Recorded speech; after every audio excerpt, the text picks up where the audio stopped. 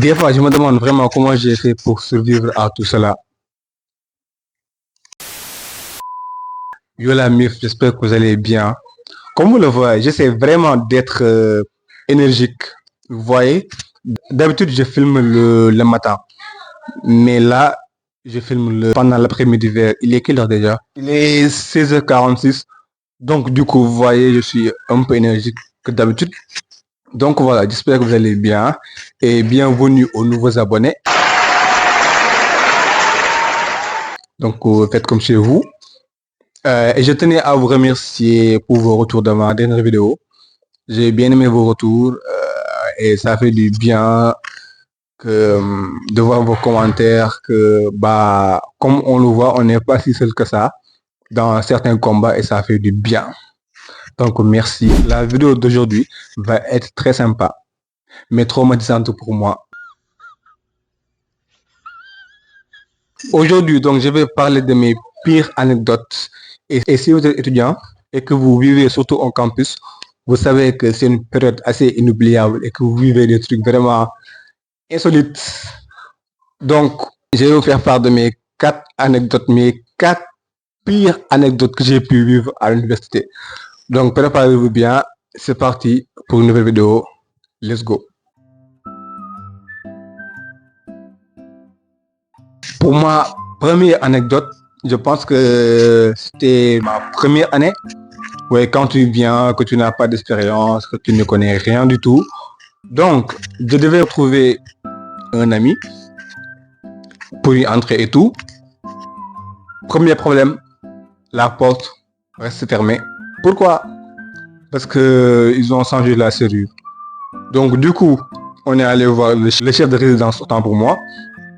Après, ils n'ont pas pu trouver la clé. Donc, on a dû aller acheter une nouvelle serrure. Et je vous jure que quand je marchais pour aller en acheter, dans ma tête, genre, je me disais, alors c'est ça la vie d'adulte, tu dois faire tout seul. Et je vous jure, ce jour-là, il y avait, comment dire, la chaleur et tout. Du coup, je me baladais de cantine à cantine pour aller chercher une serrure. Mais bon, tant bien que mal, j'ai réussi à acheter une serrure. On l'a donnée au serrurier qui a réparé la chambre. Qui a réparé la porte. Et comme les problèmes ne viennent jamais seuls, et retenez bien cette phrase, comme les problèmes ne viennent jamais seuls, parce que je vais dire ça tout le temps. Donc, comme les problèmes ne viennent jamais seuls, on a trouvé une petite flaque d'eau à l'intérieur. Je pense que ça venait du lavabo.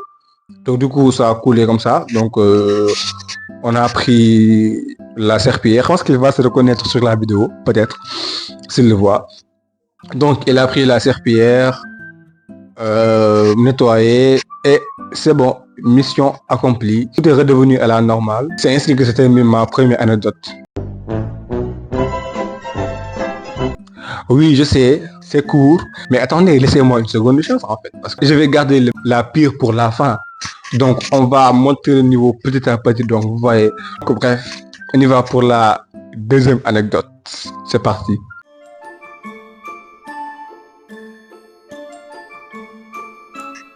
Et pour la deuxième anecdote, je ne sais pas si j'aurai le courage. Mais bon, après vous allez me dire, vous, qu'est-ce que vous auriez fait à ma place? J'ai fait un choix dont je pouvais m'en passer, mais je l'ai pris quand même. Je ne sais pas pourquoi je me suis imposé ça. Donc, ça va vous paraître improbable, mais c'est encore la porte. Voilà, la serrure, encore une fois. Je pense que la chambre ne voulait pas de nous, clairement. Voilà, je pense qu'il y avait une certaine jalousie entre nous. Du coup, la chambre ne nous voulait pas, je ne sais pas pourquoi. Qu'est-ce qu'on t'a fait, frère?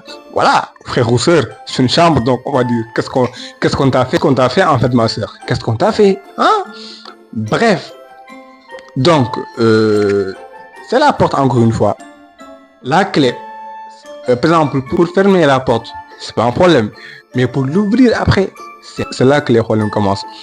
Parce que pour ouvrir la porte, il faut une technique. Et même si tu crois avoir cerné la technique, c'est mort. Voilà, il faut toujours persévérer pour pouvoir ouvrir la porte. Mon trauma s'est réveillé. Par exemple, quand quelqu'un essayait d'ouvrir la porte la nuit, Genre, je me réveillais avec le bruit que la personne faisait pour essayer de l'ouvrir, pour faire ses besoins et tout. Bah, ça me faisait peur parce que je me disais, mais si on se bloque là, comment je vais faire pour aller à l'école, pour, je sais pas, faire mes trucs à moi? Et j'ai imaginé tous les pires scénarios possibles. Donc oui, à chaque fois je me réveillais en mode, oh bordel. Et à chaque fois on arrivait à ouvrir la porte. Et quand j'ouvre, la porte refusa de s'ouvrir. Là c'était à mon tour d'aller faire mes besoins. Je me suis réveillé pendant la nuit. J'ai essayé d'ouvrir la porte. C'est mort. Vu que moi j'aime pas déranger les gens, j'ai essayé de faire minutieusement, genre j'ai vraiment essayé de ne pas faire de bruit, mais en vain la porte refuse de s'ouvrir. Après maintes essais, j'ai abandonné. Mais ma vessie allait exploser parce que j'avais tellement envie d'aller aux toilettes, j'allais même imploser en fait. J'ai vraiment imposé un vrai fardeau concernant la porte, donc j'ai pas demandé d'aide. J'ai regardé de gauche à droite pour essayer de trouver une autre alternative, mais en vain. Et puis il y a l'armoire qui est là juste à côté. Je l'ai ouvert. J'ai trouvé quoi? Une bouteille d'eau vide. Donc je vous laisse imaginer la suite.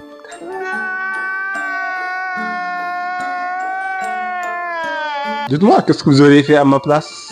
Je sais que vous auriez demandé à quelqu'un de vous aider à l'ouvrir. Mais je ne voulais pas réveiller quelqu'un qui était en train de rêver d'être dans sa Mercedes ou bien, je sais pas moi, dans sa limousine. Si je réveille la personne va me tuer clairement. Donc, bon, on va vivre comme ça. Mais quand même, j'ai un peu changé sur ce niveau-là, le fait de ne pas déranger les autres. Donc, passons à la troisième anecdote.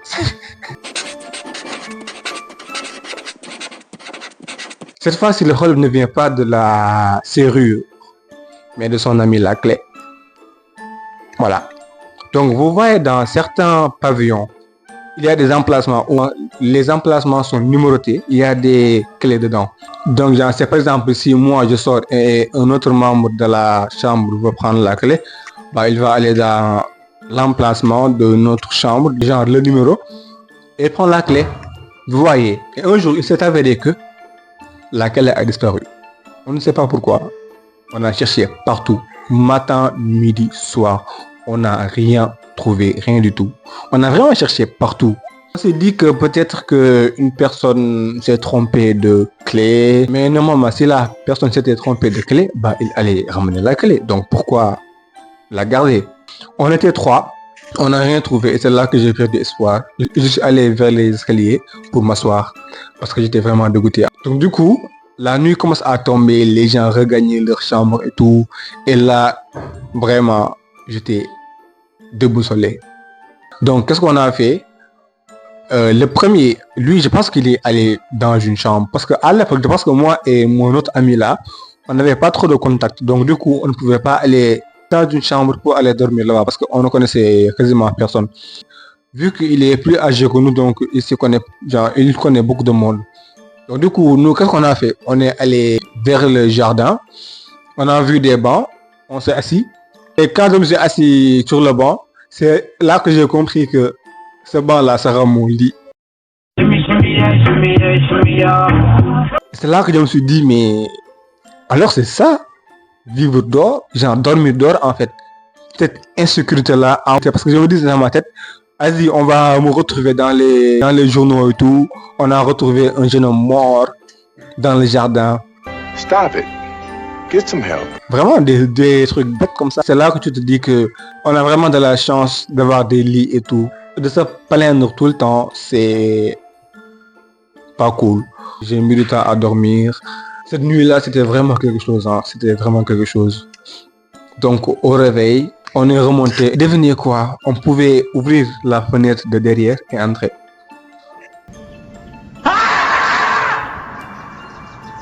Donc depuis tout ce temps-là, on pouvait dormir à l'intérieur. Mais on n'y avait pas pensé. Mais bon, c'est la vie. Je pense que ça devait se passer comme ça. On va passer à la quatrième, la pire anecdote possible. Let's go.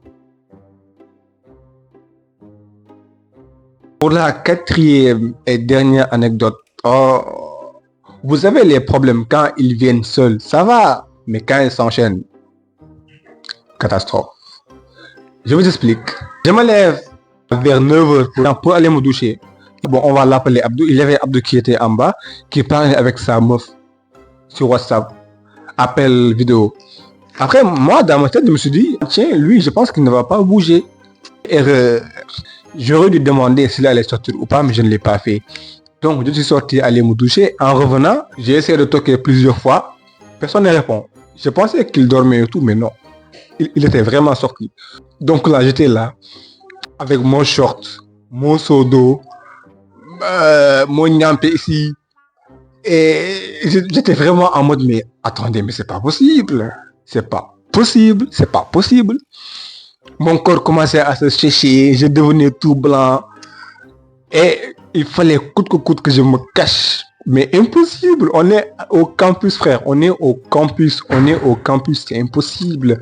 J'ai vraiment essayé de me cacher partout, mais en vain, c'est impossible. Les gens sortent de partout, donc c'était moi. Je suis resté là-bas de 9h à 1h. Est-ce que vous vous rendez compte du bail? 9h à 1h, je suis resté là, avec mon niampé, mon visage tout blanc là, on aurait dit un fantôme. Mais what the fuck? Donc là, j'étais là vers le balcon, en train de me dire, mais je suis une merde en fait, parce qu'il y a que des trucs de merde qui m'arrivent. Bref, là où j'étais, comme par hasard, il avait mis sa serviette pour qu'elle sèche et tout. Donc, quand il m'a vu, je vous jure, il était choqué. Genre, il avait fait comme ça. Tellement il savait que j'avais duré sur les lieux. Tellement que j'avais attendu son retour. Il s'est excusé 1000 fois. Mais après, je l'ai pardonné. Mais dans ma tête, j'étais tellement en colère que j'ai dit, ouais, ça va, c'est pas grave, c'est pas grave. Après, je suis rentré, je me suis habillé, je suis parti au resto, j'ai pris un ticket, je suis entré, j'ai pris mon assiette.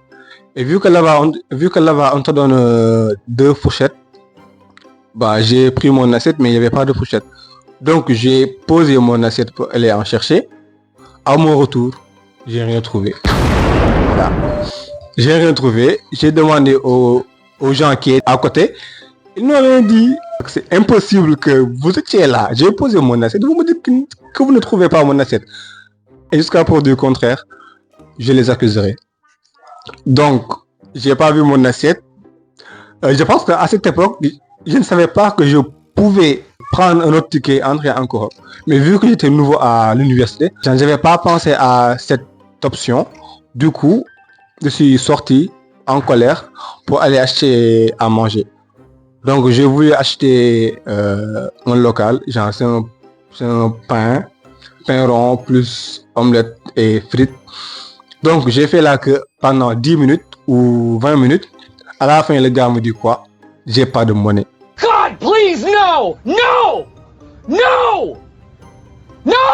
Comment ça t'as pas de monnaie? J'ai attendu plus de 20 minutes, je pense. Toi, tu me dis t'as pas de monnaie, frère. C'est là que je me suis dit, mais bordel, qu'est-ce qui se passe? Soit c'est les étoiles qui ne se sont pas alignées, ou bien c'est le karma où j'ai fait du mal à quelqu'un. Parce que vraiment, je me disais, mais c'est pas possible d'avoir autant de poisses dans une seule journée. Et devinez ce que j'ai pu prendre comme repas ce jour-là. 4 beignets. Et encore une fois, je pense que j'étais nouveau là-bas. Du coup, j'ai pas pensé que j'aurais pu acheter autre chose, beaucoup plus consistante. Mais je ne l'ai pas fait et j'ai pris mes 4 beignets. Mais ces expériences m'ont forgé. C'est la vie qui ne réserve que des surprises. Alors, dites-moi dans les commentaires la pire anecdote selon vous. Et je pense que ça sera la 4e. Donc ouais, donc n'hésitez pas à vous abonner, à liker, à partager, surtout à me donner de la force. Donc d'ici là, portez-vous bien. Peace.